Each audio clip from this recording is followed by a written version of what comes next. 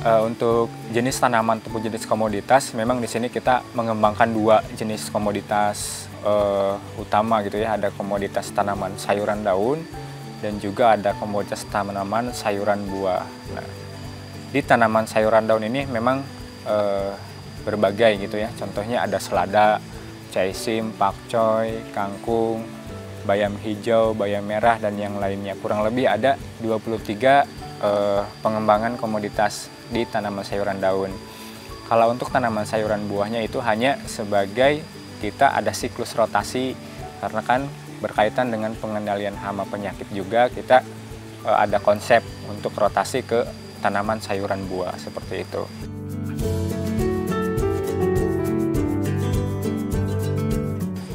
Oh iya, tentu dalam konteks penanaman gitu ya, tentu ada membedakan antara tanaman sayuran daun dengan tanaman sayuran buah. Contohnya adalah tanaman sayuran daun, selada. Itu penanaman utamanya adalah kita harus melakukan persemaian. Kenapa? Sebelum dilakukan penanaman ke lahan yang lebih luas, proses persemaian itu harus dilakukan untuk antisipasi kerusakan tanaman dan untuk menghasilkan tanaman tumbuh yang lebih baik gitu. Kemudian untuk sayuran buah itu bisa langsung ditanam di lahan yang luas. Contohnya adalah kacang panjang gitu kan. Kacang panjang dari benihnya bisa langsung kita tanam di lahan atau bedeng seperti itu.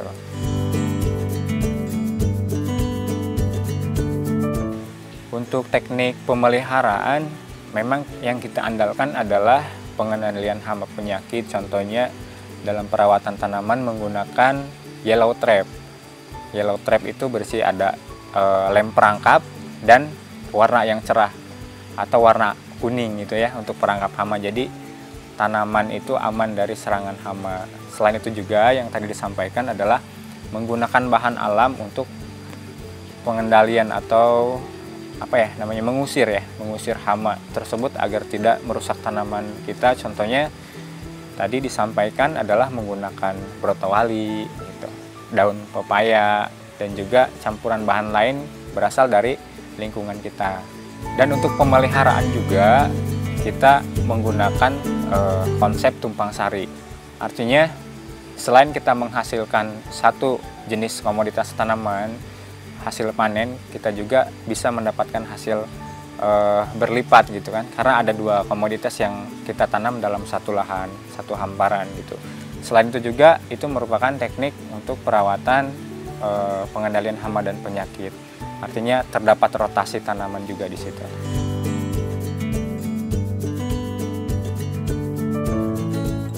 Kalau jangka waktu panen disesuaikan memang dari jenis sayuran ya. Sayuran daun rata-rata kurang lebih 21 sampai 27 hari. Bahkan ada juga sih yang sampai 30 hari, sampai 40 hari. Itu juga didukung oleh keadaan iklim sekitar.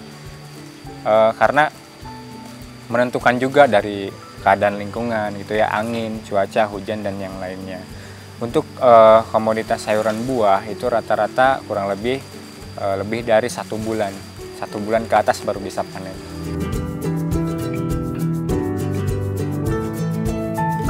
Baik, untuk rotasi panen itu kita pakai dua konsep penanaman.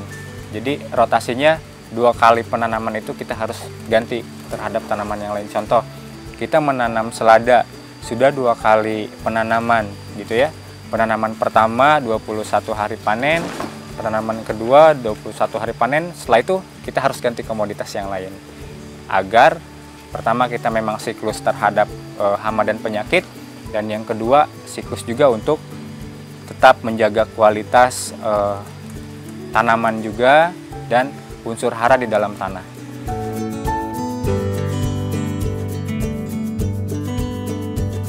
Kalau untuk ciri-ciri sayuran siap panen itu pertama memang kita lihat dari umur tanaman.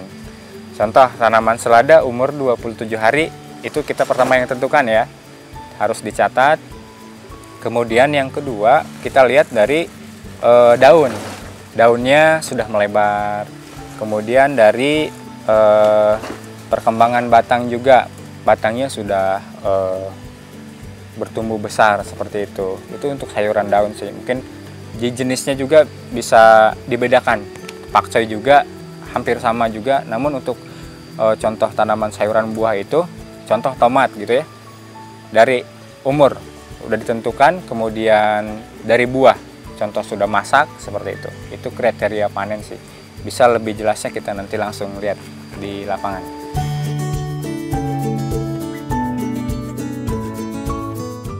Nah, untuk hasil memang ada perbedaan dari yang hidroponik sama yang organik. Nah, contoh dari secara fisik ya, yang di hidroponik itu karena ada namanya perlakuan unsur mikro dari pengelolaan iklim oleh manusia itu sendiri, dia lebih bersih dan lebih bagus untuk dilihat secara fisik. Kalau untuk yang organik itu biasanya kan ada sedikit bolongnya gitu karena terserang hama dan penyakitnya seperti itu. Kemudian juga dari rasa, kalau untuk rasa sih bisa dikatakan relatif ya, mungkin dari rasa masing-masing orang kan yang berbeda. Tapi kandungan air yang di hidroponik itu lebih banyak dibanding dengan air yang di hasil tanaman organik itu sendiri. Tapi untuk segi kualitas sebaik itu segi penanaman, kemudian hasil dan rasa, kemudian juga manfaat itu lebih bagus yang di organik. Mohon maaf. Karena semua perlakuan itu adalah menggunakan dari bahan alam semua.